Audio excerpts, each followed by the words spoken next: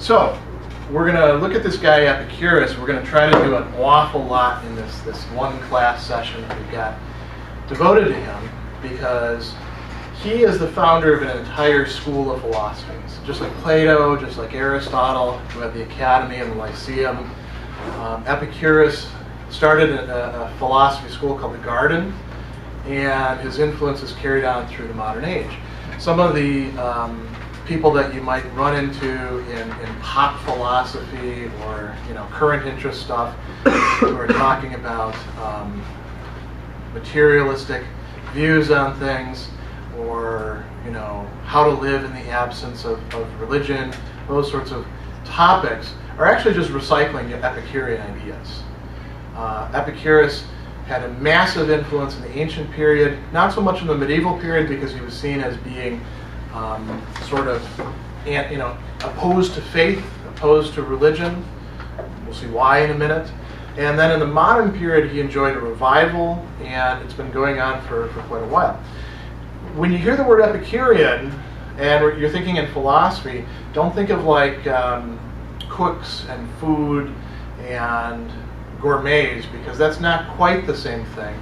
As a matter of fact, those are the sorts of pleasures that people attributed to the Epicureans, but in some respects falsely, because they wanted to say these guys are just all about pleasure, that's all they care about, they're a bunch of pigs, just not just wine, women, and song, but they'd be for sex, drugs, rock and roll these days, and just let it all hang out and do anything you can. That's not what they were putting forth. So you read these texts, you know that Epicurus is not saying do whatever feels good to you, right? Because a lot of that will get you more pain and in trouble. This is a little bit of background stuff, big words that describe Epicurus's philosophical position. So he's a materialist. And what do we mean when we say materialist? Sometimes we talk about people being into commodities, into being consumers. Not materialistic in that sense, materialistic in a more fundamental sense. He thinks everything is made of matter. So there is no such thing as consciousness apart from matter. There's no immortal soul apart from matter. He believes that the gods exist, but the gods are material. They're just way off there somewhere in some hardly described heaven, and they don't have anything to do with human beings, because that's why they're actually happy. That's why they're gods. They're smart enough to stay away from us and our affairs. But everything is made of matter for Epicurus. So everything has to be explainable or reducible to matter. Matter for him is made of atoms. He didn't come up with this idea himself. He got it from Democritus, one of the very few people he was influenced by. And Democritus was an even more ancient philosopher who, a little bit older than Socrates, who said everything was made of atoms. And by atoms he didn't mean what we mean today. What he meant was unbreakable or uncuttable particles. Atom comes from the a privative prefix, and tmein, which means to cut. So used to be back in the day, before any of us were born, our ancestors believed that atoms couldn't be split. And then of course we had the nuclear bombs that show you can do that. Nuclear fission. This basic idea is that you've got all these different atoms, and they get put together in certain combinations, and they're all actually falling constantly. We don't realize this, but we're falling in a void. And every once in a while, some of the atoms swerve in interesting ways, and that produces new combinations, and that's where we get the world from, according to Epicurus. We're not going to be that interested in that stuff, because we're mostly interested in getting to his concept of friendship. So, do atoms inform your understanding of friendship? Is that a helpful concept for you? If it is, I'd love to hear how it is, because, I don't. When I think of friends and how I ought to behave or what constitutes a friend, I don't think of the atoms they're made of. I don't love you for your atoms or hate you for your atoms. Materialism, that might have some things to do. What we're really interested in is the hedonist bit. So what does that word mean? Anybody know that word offhand? If you're hedonistic, what does that mean? We do use that in our culture. If you're reading, better magazines or higher literature, you will run into this term. It's coming from the Greek word for something we've been talking a lot about, hedone, pleasure. So hedus is the pleasurable, like a pleasant friendship when we talked about Aristotle. So a hedonist, if you're an ist of something, you're usually an advocate, right? Hedonists think of the good as being pleasure. And so the bad is pain. And there's really nothing beyond this for a hedonist. This puts everything else into perspective. In his letter to Menoeceus, he tells us that tells us two important things.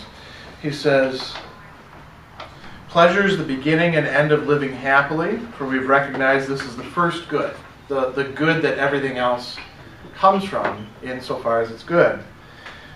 Being innate within us, and with reference to it, we begin every choice and avoidance. What is ethics about? It's about what we ought to choose, what we ought to avoid, how we ought to live our life, what kind of lifestyle we ought to adopt.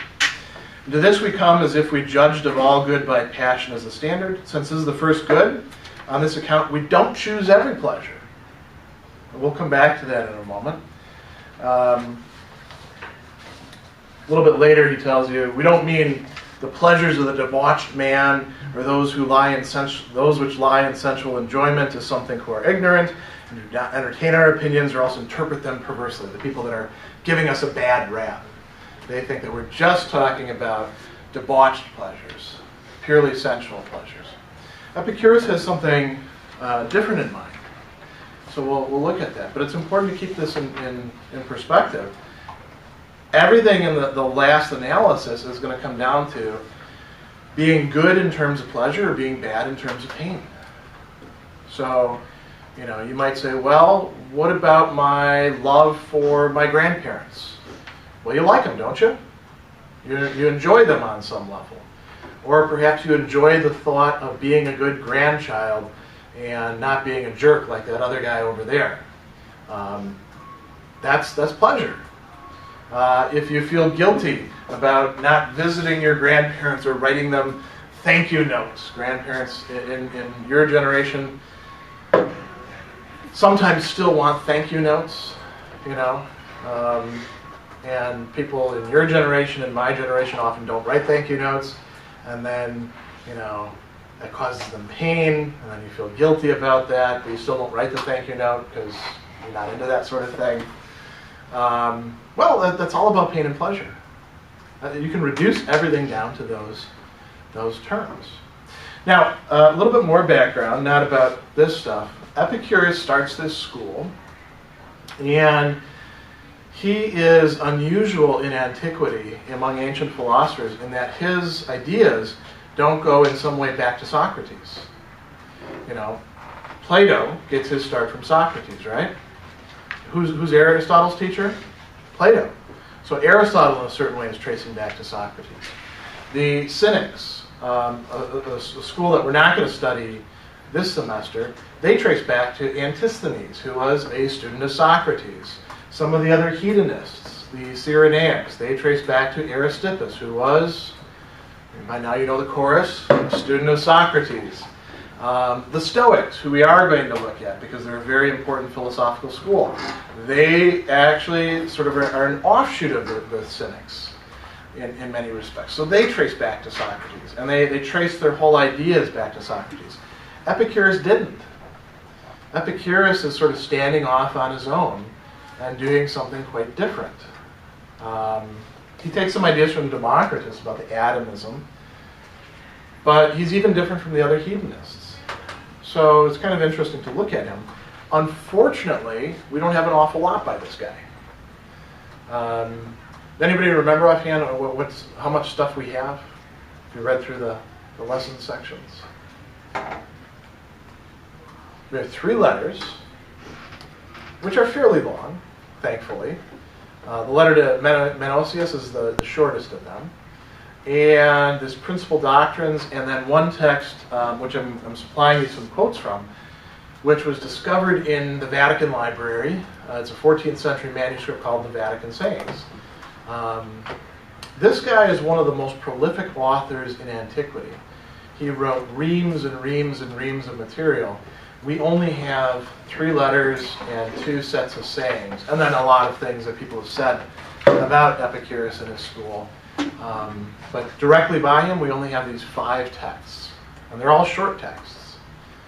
So we have to piece together his doctrine. It's kind of a puzzle, or doing detective work in many respects. Why don't we have these texts? Well, people, if you wanted to keep a text in the ancient world, you had to keep on copying it over and over again. And so they didn't copy all of his works. The reason why we have those letters is because Diogenes Laertes himself put them into his book, The Lives of the Philosophers, word for word. Back then they weren't worried about plagiarism or things like that. And he attributes it. He says, here's a letter of Epicurus. Thank God he did that, because otherwise we wouldn't have anything by the guy. If we didn't have Diogenes Laertes stuff, we wouldn't have recognized the Vatican Sayings as being by Epicurus. He'd be totally lost to antiquity, the way quite a few other philosophers, like, for example, Antisthenes or Aristippus actually are. So let's go back to good and bad. Let's think about basic pleasures that you enjoy. We've talked about these quite a bit. What is the range? Let's take a student's life. Make ourselves 2 columns.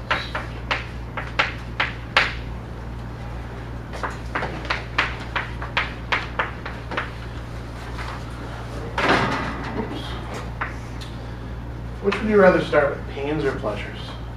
Would you rather think about pleasant things or get the painful things out of the way? Painful? Okay. What are some of the pains in your life? And not just physical pains like, your bones hurt or you fell down the stairs. Psychological pains, things that trouble you, things that, Okay, so having schoolwork. We'll come back to that. It's interesting to think about why is that unpleasant. We'll come back to that in a moment. What else? Yeah. Like relationship issues. Okay. Or finding relationships. Put that down. Finding relationships. You mean romantic relationships? Well, both, because if you go away to school, you have to meet all new people. Okay, so let's say both friends and romantic. Not ruling out the possibility that these could, of course, coincide. So nobody can be involved and be friends. What else? Loss of family members. Okay.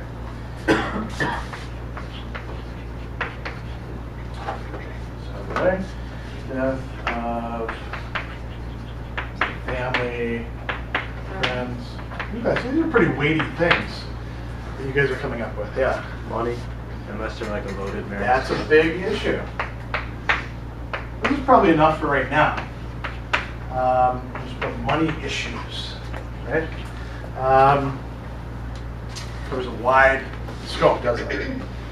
And really a much bigger problem for your generation and my generation than it was for your grandparents and my parents, the baby boomers, who could afford to go to school pretty cheaply, could find jobs pretty easily. It was easy for them to invest. My generation is the first that actually had a declining standard of living, and your generation is continuing that. That's the bad news. So, what else? Well, let's now talk about pleasures. What are the things that you enjoy in your life currently? That you find satisfaction in, you have fun, you seek out, you have pleasure. Yeah. Learning. Okay. Learning. What else? Yeah. It's probably different for everyone, but hobbies, individual hobbies. Okay. Yeah, I think people do hobbies, hopefully, because they find them pleasant, not because, well, it's Tuesday, and Tuesday is hobby day, so I need to actually go work on the model trains or, take care of the rabbits or whatever it is. That would be a real drag. What else? Surely you guys enjoy pleasures, I hope. Life isn't just a drudgery as a student. Sleeping, okay. Let's say sleep and relaxation, right? Because when you're asleep, you probably don't remember what's going on too much, do you? But you probably do enjoy relaxing, laying on the couch. That's why we like couches. They wouldn't be invented if we didn't enjoy laying on them.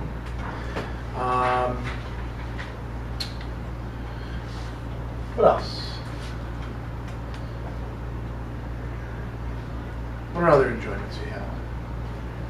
None of you like eating? Yeah. Hanging out with your friends. Okay. Friends?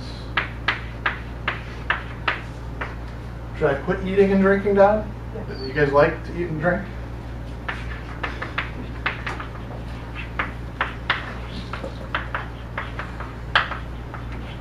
Alright. Let me actually look at this and just make sure it's actually... Yeah, okay. It's focused. Now, we could break these down further. What is it you actually like in eating and drinking? What are the pleasures that come with that? What is it that you like about learning? And, having to do schoolwork and learning kind of go hand in hand. Why is the activity partly pleasant and partly unpleasant?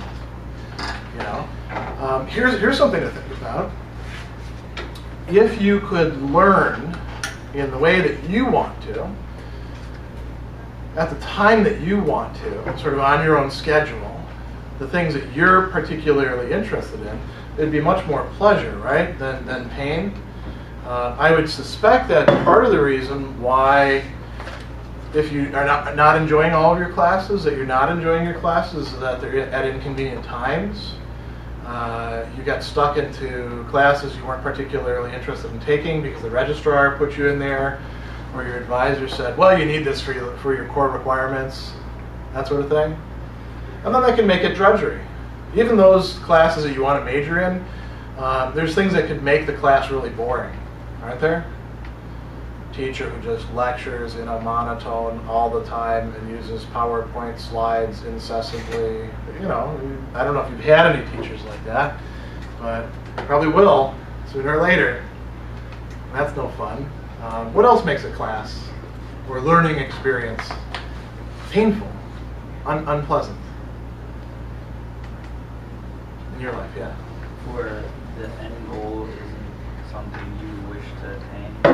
So Yeah. it seems like the pains and the pleasures, the pain, like having to do schoolwork, is the path you need to take to learn, which is the pleasurable aspect. Yeah. So in class, if the pain just ends up in something that you don't care about, it was all for nothing, and you can't enjoy it. Yeah, I think that's a really good point. When you were in high school, did you have, you probably asked your teachers sometimes, why do we have to study this stuff? When are we ever going to use it? And good teachers who are actually knowledgeable about their subject and have some degree of passion about it, they can usually, like, on the spot tell you, right? Did you ever get the response, look, this is just something that you need to learn for its own sake? I know I did. I had a class when I was in middle school. It was an anthropology class because I went to a special middle school, and the whole class session after class session, consisted in the teacher standing up at the front and saying, now open your books up to page 36. Beginning at the word the in the second paragraph, underline until you reach cultural anthropology or something like that. The entire class, almost every session, was him telling us what to underline in the books that he had us buy for the class. Can you imagine that as a class? Wouldn't that be just stultifyingly boring? And I actually got a bad grade because I didn't underline the right stuff. That'd be one of those cases where you're like, why the hell am I underlining this? You know, what's the point of underlining, first off? You guys do that sometimes, right? Why do you underline things? Because the teacher thinks they're important? If the teacher thinks they're important, the teacher can underline it himself or, you know, put it in italics. Why do you underline things? Reference. Because Look bad. you actually care about that and you think it's worth underlining, right? That's why different people's textbooks have different things underlined. Or you write things on the side. It can even be just like, this guy doesn't know what the hell he's talking about. That's you being involved in the thing. That makes it kind of fun, you know?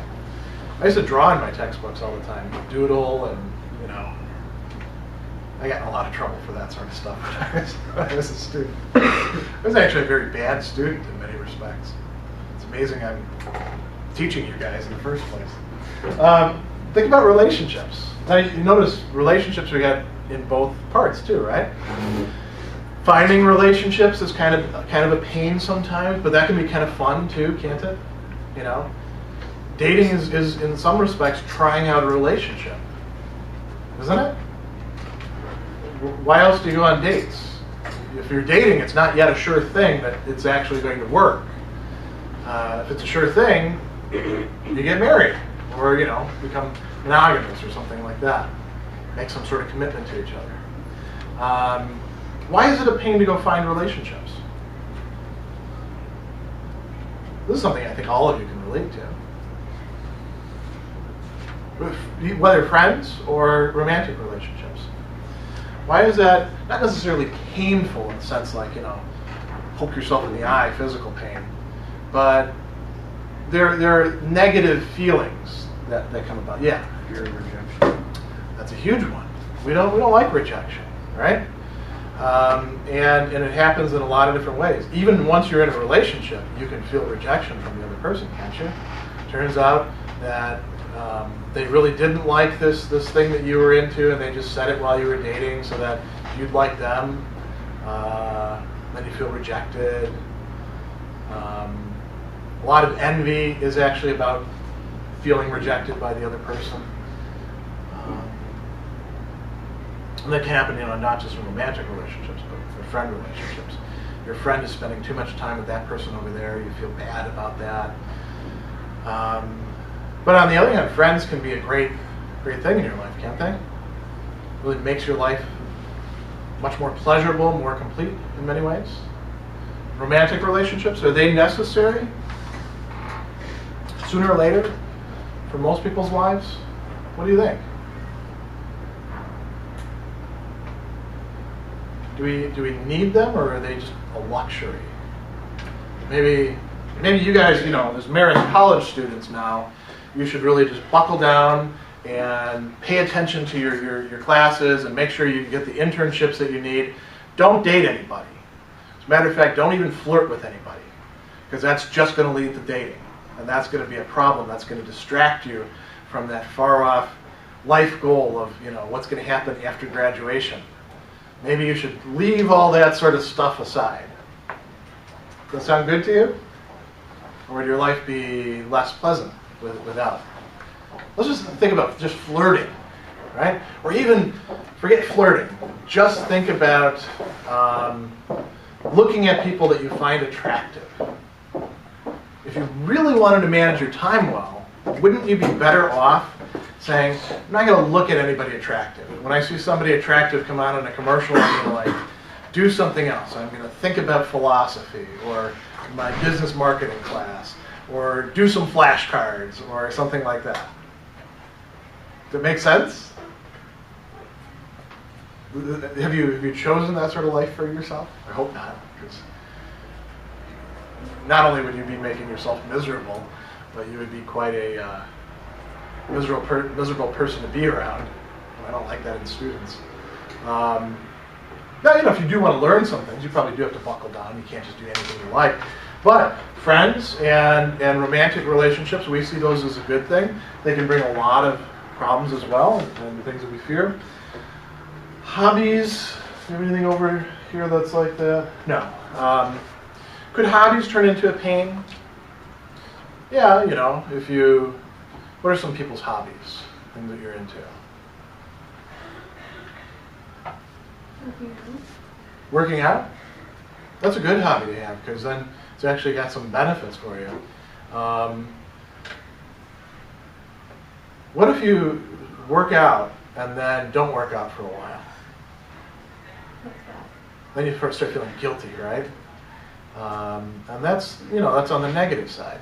Maybe you shouldn't work out in the first place. Maybe that's an argument not to work out. Probably not. That's actually a bad line of reasoning. I play the banjo. And I play the banjo because I'm lazy. Because my dad played the banjo, because that was big, you know, folk music when he was in college, so he bought a banjo. And later on down the line, I inherited it when he died, and I messed around with it a bit in high school, but I never actually like learned any banjo music, you know, like bluegrass or stuff like that. Instead, I just learned whatever I wanted to learn. So, you know, Black Sabbath songs, or John Cougar Mellencamp songs, or Motorhead, or you know, things like that. Stuff you're not supposed to play on a banjo, but it actually sounds fairly good on a banjo. And I don't put in the time and work that I ought to actually get good at what I'm doing, because I just like messing around. You know, if I hear a song, I say, I like that song. Let me learn that. It might be anything, you know. It could be Goldfrapp. It could be, pick whatever you like. If somebody's playing a song and I like the way it sounds, I'll see if I can put it on the banjo.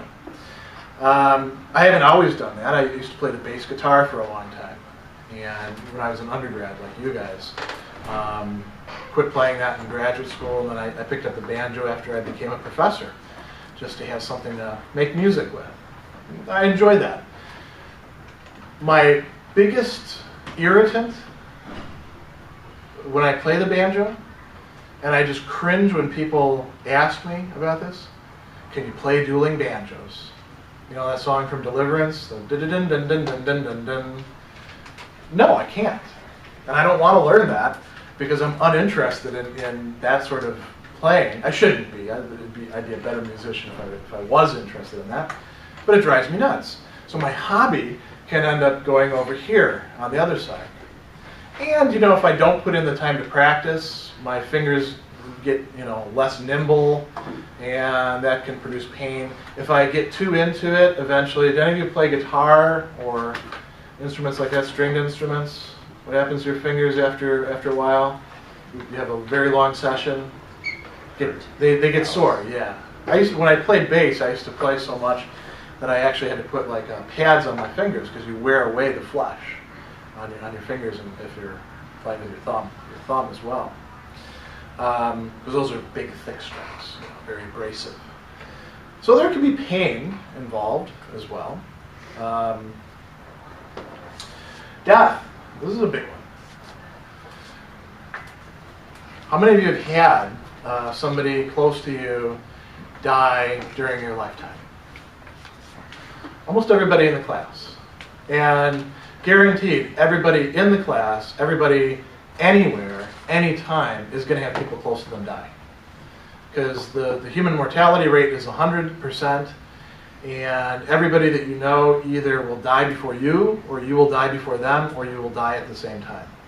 That's a very morbid thought, and I don't mean it to be a huge downer and ruin your day, but it's worth putting things in perspective. You will have to deal with death, you'll have to deal with sickness, you'll have to deal with missing people, you'll have to deal with people exiting your life in all sorts of different ways, loss, bereavement, abandonment. That is something that, you know, we have to deal with. Money issues. Huge problem, right? How much money does it take to live comfortably? Have you thought about that, like an actual dollar amount? When you get out of Marist, let's say not right away, because you're going to have to do an entry-level job or something like that right away, unfortunately. How much would you like to be earning 5 years out, and in today's dollars, so you don't have to try to adjust in your head for inflation, you know, multiply by a factor of what, 1.85? No, just how much, if you were where you would be 5 years from graduation, so about 10 years from now, how much money would you need to make a year in order to feel like you're making enough? What would you like to be making? Don't say a number like, $10 million, because let's make it very realistic. What would you need? Yeah. So like 75,000 a year. 75,000? Something. To be comfortable, right? Okay. Now, is that like living in the city? Because that wouldn't cover anything, right? I don't know. I just remember hearing about like an average of like the comfortable living Yeah. income. And it varies from where, standard of living, right? So, live in the suburbs, you can buy a bigger house than you could in the city. What is it that you want that money to buy for you? This might be a better way to do it. 5 years from now, what would you like to have? Besides money in the bank in case, you get fired or something bad happens. What would you like to have in your life? Yeah. A car, Any old car? 10-year-old junker? BMW. Okay, good. Set the bar high, Not a Porsche, because, your insurance would be through the roof and you don't really need a Porsche. But BMW is a good, reliable car. Around here, the thing that people really like is Subarus, because they last forever and they're good in the mountains. What else? Car is just the beginning, right? You could live in your car, but that's not really a nice way to live. The end goal is happiness. What's that? I think the end goal is happiness. Yeah, and we're trying to get a picture of what that's going to look like in terms of what you need for possessions. Well, Lower expectations. well, now that's Epicurus's point. You're jumping ahead a little bit. No, that's quite all right. If you're content to drive a car that's older, you don't need a super new fancy car. If you don't need Sirius radio in your car, you save a little bit of money each month. If you can listen to your MP3 or CDs instead, or books on tape, or whatever. You can lower these expectations, and Epicurus will do that. But let's say we want to set them high. I mean, I would want a house. Wouldn't you want a house? And ideally one that's paid for. But even one whose payment you can afford. That'd be nice. How big of a house? Would you be okay with like a little 1-bedroom bungalow? Or would you prefer to have, you don't need like a 30-bedroom, 10-bathroom mansion, 10,000 square feet probably, do you? If you do, you're gonna have a hard time because there's not a lot of those around. How big of a house do you want? These are things worth thinking about. Do you want to go on vacations? How often do you want to go on vacations? Where do you want them to be? Do you want to go to shows or plays or the movies or other entertainment things? That's something you put in your budget. When you're thinking about these things, money is a big issue. What are some of your great fears with respect to money? What are some of your hopes and dreams? What are some of your fears? Yeah. Like running out of money. Yeah. There never seems to be enough of it, right? Whenever you get this is a common experience. People get a new job and they're making more money and they're like, oh right, now everything is going to fall into place. I'm finally making enough to cover everything. And then usually what ends up happening is expenses will still exceed income somehow. Expenses will almost always rise to the level of income unless you decide to live simply. So that is something you would have to worry about. Losing a job. Losing a job is catastrophic for many people as going through a divorce. A lot of people live, just 2 paychecks away from the collection agencies calling in our society. That's been going on for years. That's, that gives you a lot of anxiety to live that way. People go into debt. That's not very fun. One of the terms that I haven't put up here that we want to think in terms of with both of these is desire and fear. Fear is of pain. Desire is of pleasures. And Epicurus thinks that there are what we could call positive pleasures, like eating and drinking. Okay, if you're really super hungry, eating and drinking becomes a matter of satisfying a need that you have. But we don't often feel that hungry in our society, and a lot of times we don't choose the cheapest food or the most nourishing food. We choose stuff that tastes really good, right? We choose the fancy stuff. We say, I'm not going to that restaurant, I'm going to this one over here. Or I want my hamburger with this and this and this on it. You can't just have a regular hamburger. It needs to be mushroom Swiss, or maybe some bacon on it. Or, they put an onion on, but they didn't put good pickles. People get upset about that sort of thing because they want, the fancy food. Spending time with your friends, that's an actual positive pleasure quite often. You do things together. Sleeping and relaxation, that's kind of an interesting one because a lot of the pleasures that Epicurus thinks that we have are not so much positive pleasures in their own right. They're what happens when we take away pains or worries or a troubled mind or fear. So when you lay down to sleep and let's say everything is perfect conditions. It's just the right temperature in the room. Now's a good time of year because it's like that good sleeping weather. It's kind of humid, kind of cool. You open the windows up, get under the covers. So it's probably sounding pretty good to some of you about right now, early morning. There's some positive pleasures involved in it, but a lot of it is just your body relaxing, not feeling any pain, sort of rejuvenating itself. When you're laying on the couch and you don't have anything on the to-do list anymore, and you're not worried about anything, that's a nice condition, isn't it? That's a pleasure, but it's not so much a pleasure where you can point at something and say, here's the cause of my pleasure. I'm drinking some coffee, and I love the taste of this. It's affecting my taste buds. It's causing pleasure in my mind. It's something positive. It's also something, taking away a negative too, because I'm an addict to coffee. So if I don't get the caffeine, I get these terrible headaches. But for if I keep myself on enough of a dose, I don't have to worry about that, and I can just have that positive pleasure. Learning is a positive pleasure. It might also be sort of a privative thing. You take away your ignorance. You take away your not knowing about something. Are there some things that you've learned in your life where after you learned them, you're like, I don't have to worry about that anymore. Now I can actually rest easy.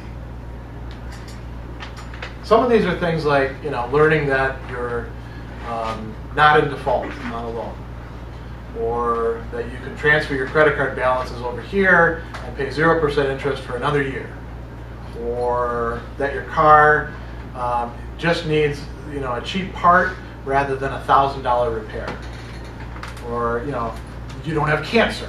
That would be a big one right there. Used to be back in the day. Here's a kind of a funny story. So nowadays, if they want to test you for HIV, they just do this swab thing and they can tell right on the spot.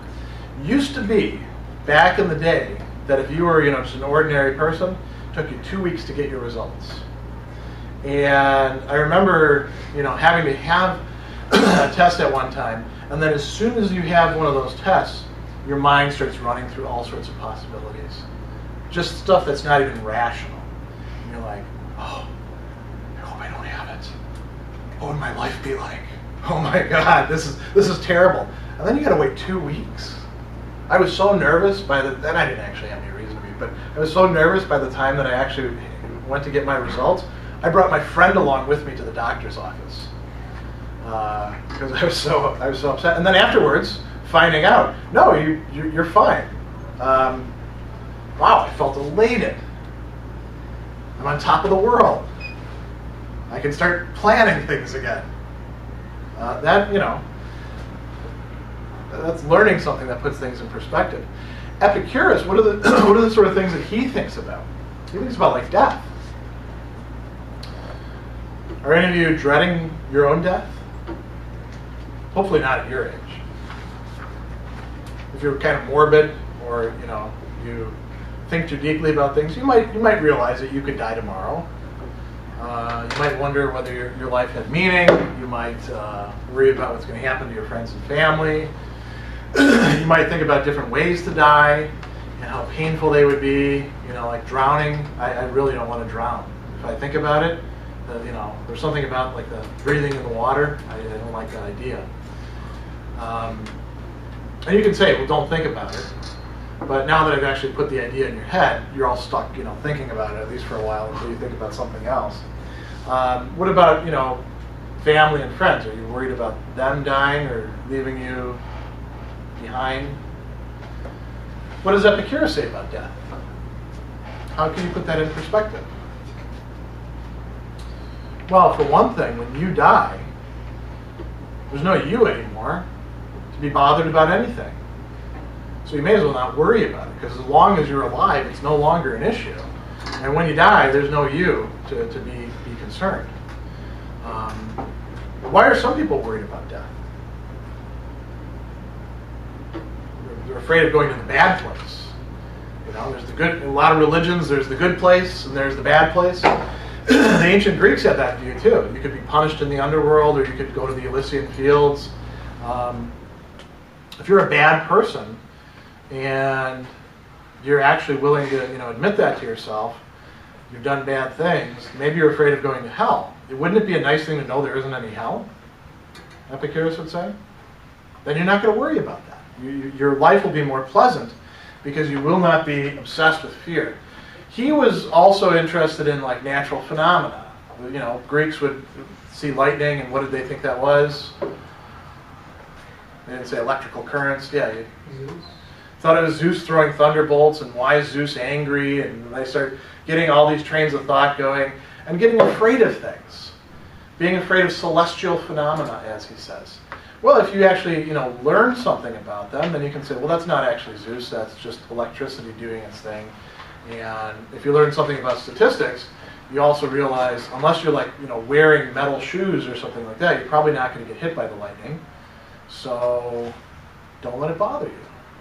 There's a lot of things like that where you can have a better life by taking away fear, trouble, mental pain.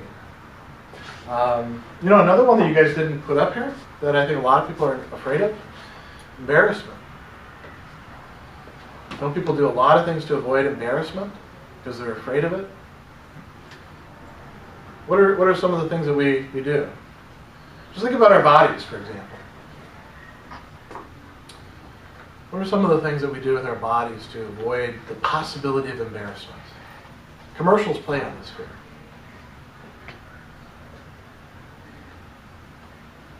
Yeah. Shower. Yeah, you should shower once in a while.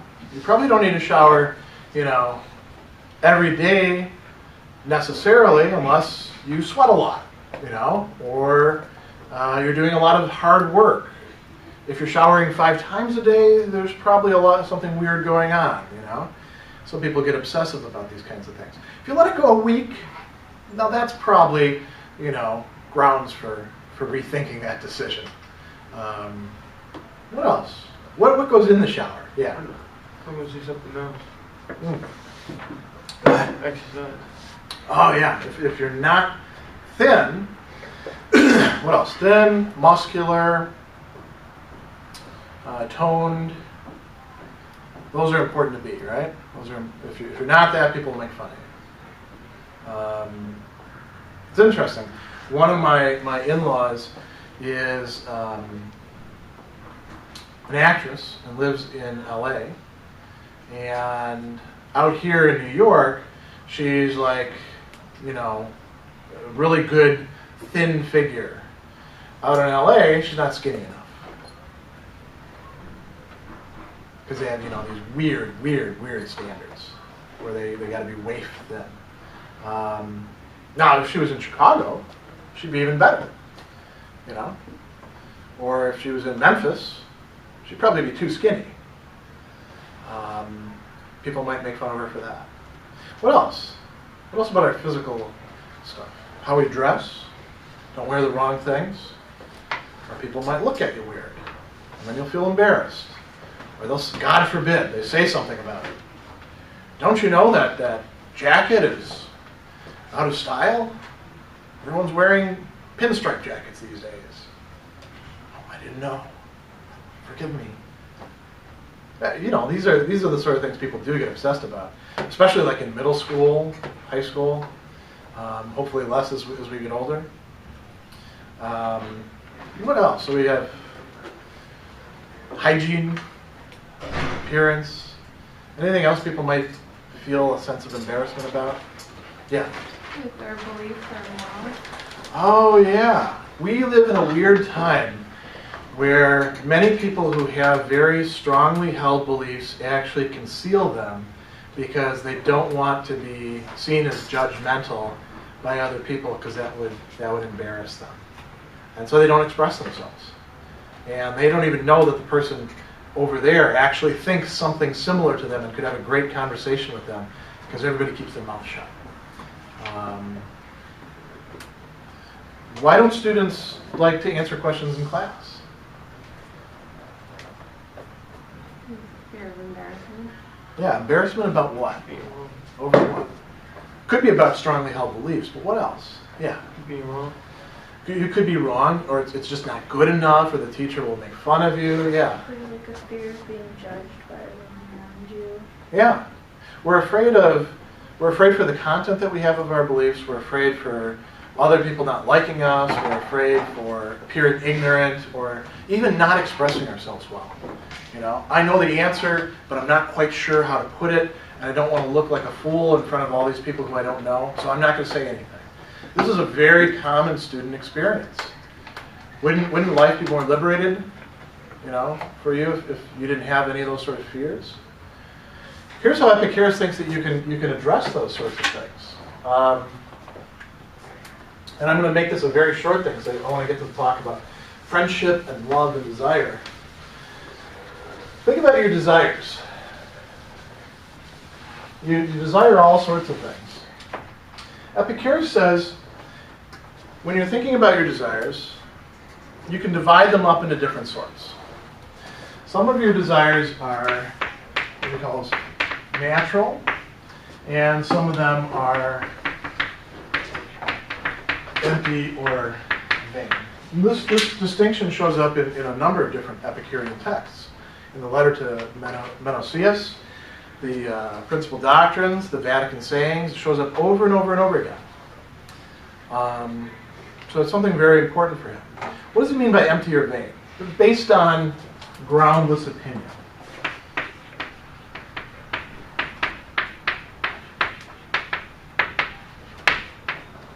Now, of the natural desires, some of them are necessary, and some of them are not necessary, but they are natural. Let's think about clothing again. Now, if you're walking around Marist campus, do you need to wear some clothing? If you don't, they'll arrest you, right? And you know, you might run into all sorts of other problems too. If you're down by the river, the wrong time of year, you can even get like mobbed by flies or something like that if you're not wearing clothes. Now, what kind of clothes do you need to wear? It is a natural and necessary thing to wear clothes in this kind of environment. If we were on a tropical island, would we need to wear clothes? Maybe not. We might need something, you know, to carry things around in. Pockets are one of the best inventions ever because I'm always shoving things in my pockets. And I love the fact that, you know, I've got these pockets. I didn't realize this, but a lot of women's fashion, pockets don't actually go anywhere. You know, I end up carrying my wife's stuff around. I'll be like, don't you have any pockets? Yeah, but I can't put anything in them. What the hell is that about? Why do you have a pocket then? Well, we start descending the order then. we start getting to things that are less natural, less necessary. Now, things that are natural and not necessary. Do we need to wear the particular clothes that we're wearing? Probably not. It is natural for us to wear clothes. Every culture, just about, even the ones living in tropical environments, have some sort of clothes, usually. What about all the stuff that the fashion industry tells us we ought to be wearing? That's based on what Epicurus calls groundless opinion. If you were to take men's magazines and women's magazines, just like, and I'm going to pick these out of the air because there's like millions of them, Cosmo and Maxim. Or better yet, if we want to pose it to let's make it Cosmo and GQ for the well-dressed man. You don't need any of that stuff. Or what would be the female equivalent? Because Cosmo has all sorts of feature articles and sex tips and things like that as well. What would be a women's magazine that's just about fashion? You can think of. Vogue. What's that? Vogue. Vogue. Okay, so Vogue and GQ. You don't need any of the crap that they have in those magazines. There's people telling you what you do if you want to be fashionable, but who said you want to be fashionable? What good is it? I mean, you can be fashionable this year and then have to buy a totally new wardrobe next year because it changes from time to time. What's fashionable in one place won't turn out to be fashionable in other places. You go back into an old closet of somebody who's very fashion conscious. It's embarrassing to look at the stuff that they used to wear. And that's going to keep on going forever.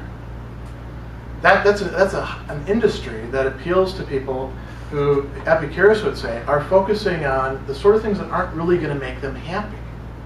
They're constantly chasing after something new based on just groundless opinion. When if you really want to be happy, you want to stick with focusing on your desires that are natural and necessary. So what would these include? Well, what do you have to do? You have to eat, you have to sleep, you need shelter. You probably need a job.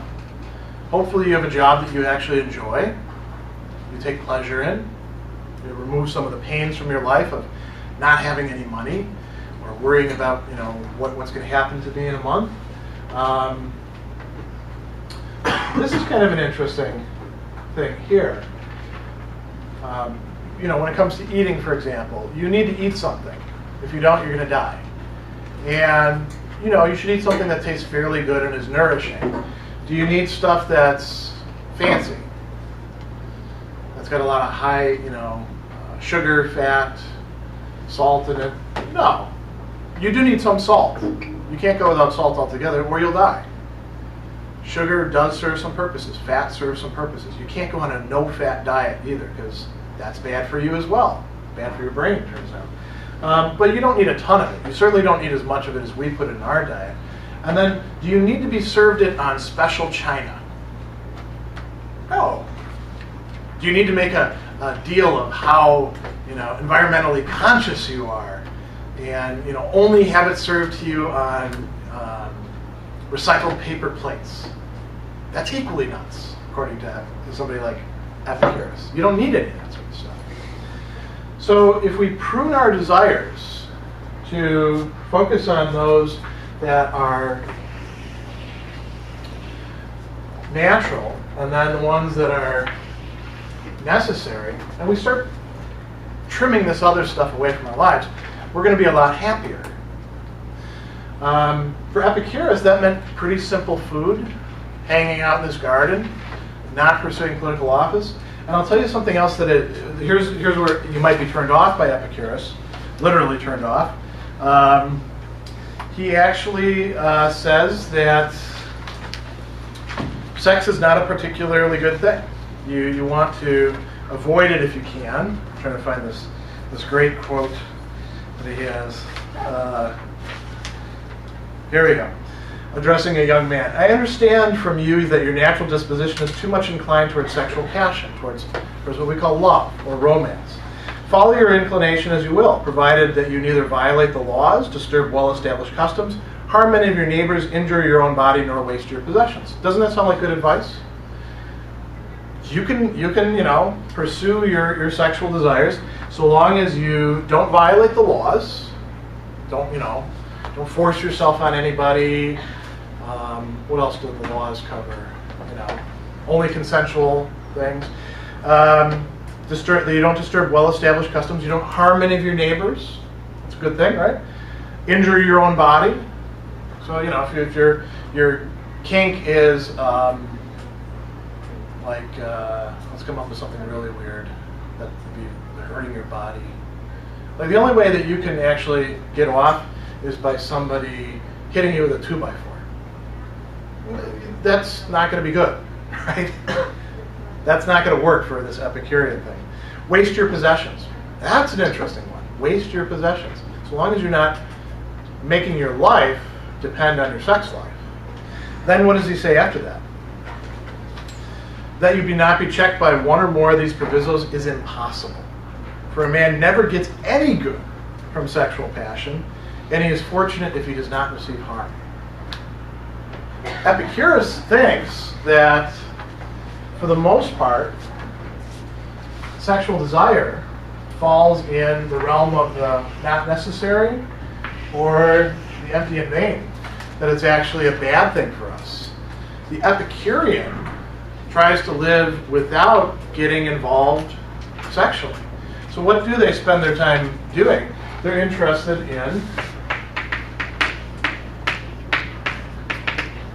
friendship. And Epicurus thinks that friendship is one of these necessary desires. Why do we need friends? Do we just need people to hang out with? I mean, we get lonely, don't we? And we don't like being lonely. But is that enough to make a person really your friend? The fact that you hang out with them and you're not lonely? You could replace them with somebody else, couldn't you? Or maybe get a cat, then you won't be lonely. Or go online and Facebook, then you're not lonely. So what do we need from our friends? Epicurus says that the basis of friendship originally is usefulness. Friends are useful to us for helping to ward off bad things, the things that we worry about, the things that we're concerned about, taking away our pains. And friends are also useful for bringing us pleasure. That's why we become friends with other people, because they can make us happier. And so, if somebody doesn't make you happy, don't be friends with them. If you look at your list of friends, people that you call friends, Epicurus would say, and you go down the list and some of the people there just make you crazy, they're not your friends. There is something else, according to Epicurus. What else does he tell us? He says, those who are overly eager to make friends are not to be approved, but you shouldn't approve those who avoid friendship. Risks should be run for its sake. Friendship goes from being just a matter of usefulness and being something that is one of the highest goods. It's worth taking risks for, Epicurus thinks. And this is a guy who's all about risk management, isn't he? When you read through this, be prudent, don't engage in pleasures that are going to bring about more pains later. But he's saying you should risk things for friends. You should take some chances. Not just any sort of chance. Don't become friends with anybody that you wind up meeting, because they might turn out to be a jerk, or incompatible with you, or a user. But you need to take some chances for friends. He also tells us, here's another sort of in the middle thing, neither he who's always seeking material aid from his friends, trying to make the friends useful, nor he who never considers such an aid is a true friend. One engages in petty trade, taking favor instead of gratitude. There are some people who just use you, you know the type, right? But if you're friends with somebody, you should actually have some level of relying on them and getting something out of them, Epicurus says. Otherwise, you're not really friends. You're just connections, maybe. He says that the noble man is chiefly concerned with wisdom and friendship. Of these, the former is a mortal good, and the latter an immortal one. This takes us up to the level of the gods. So friendship, for Epicurus, is really the cement, the pinnacle, the thing that holds everything together, the keystone of the happy life. You can get rid of all your fears. You can enjoy some, positive pleasures within reason, the ones that aren't going to lead to being hungover or waking up somewhere and you're not sure, where you are, or burning through all your goods. But you need friends. And that's what Epicurus actually did. He bought this garden. He said, hey, all of my friends, come here and live with me, and we're going to be sort of like a place where we just hang out and talk philosophy and eat some nice food and take a break. Don't get bothered by politics. Don't get bothered by family affairs. Don't get bothered by romance or love relationships, the stuff that drives us nuts. Let's not get drunk, but let's have, a little wine mixed with water from time to time. We're not going to have banquets, but we'll have some nice, healthy food. It sounds like certain people's lives today, doesn't it? Epicurus' garden. There's a few other things that he says about friendship that I think are particularly interesting. There's two remarks that he makes. He says, the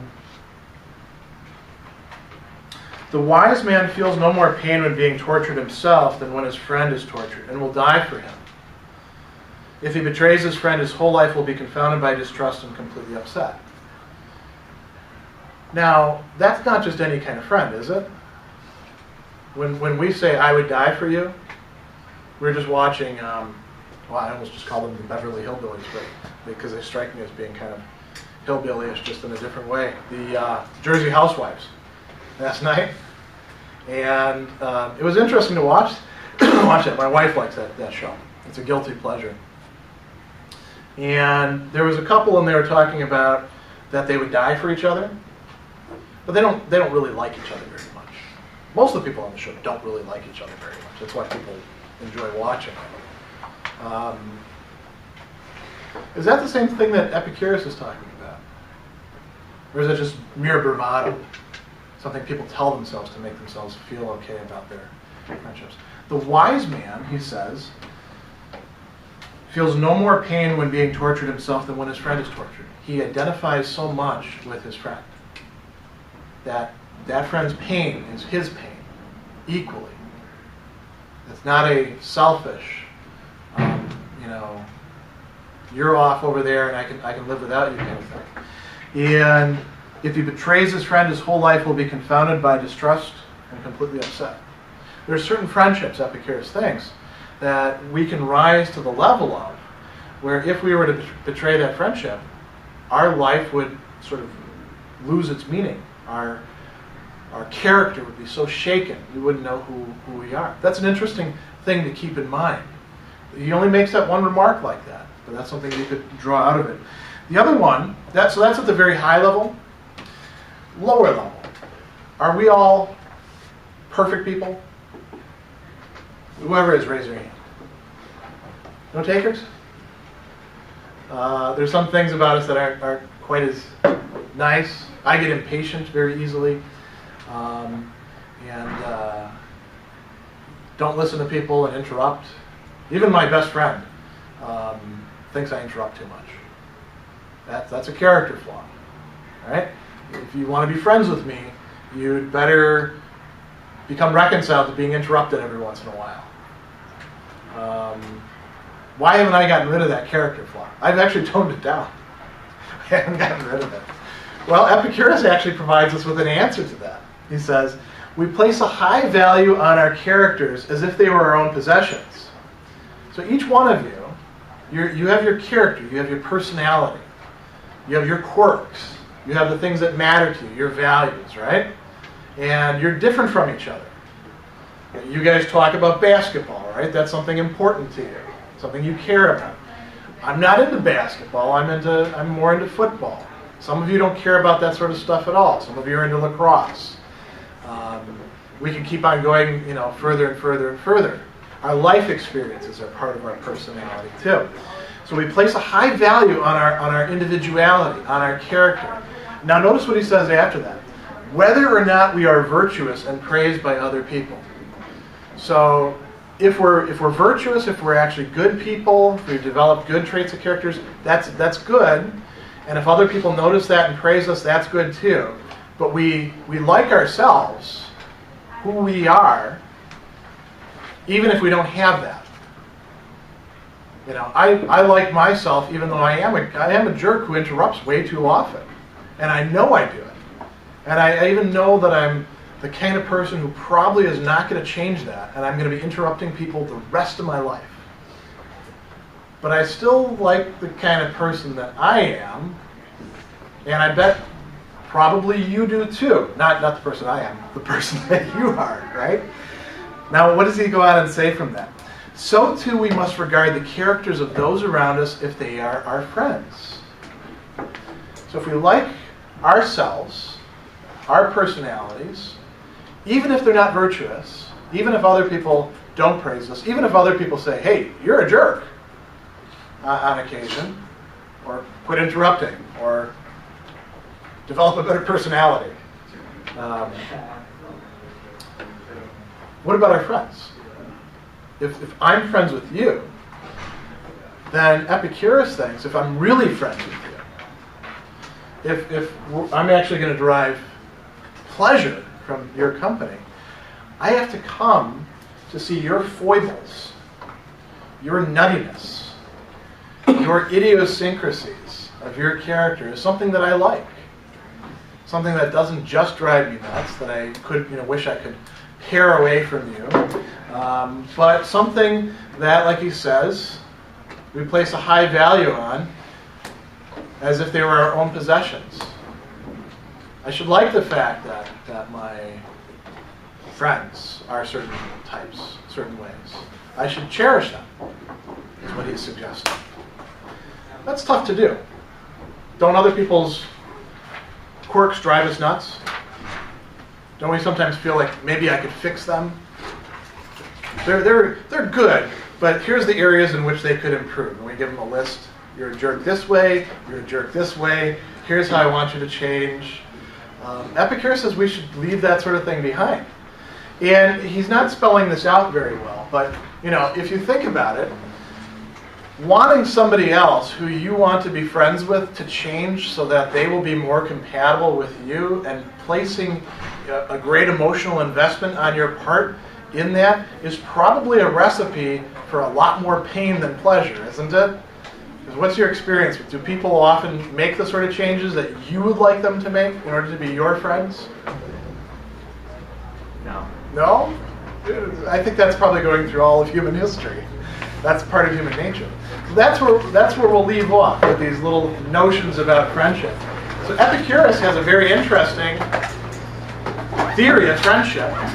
Leaves out sexual desire, of course, but he's got a lot to say on this topic.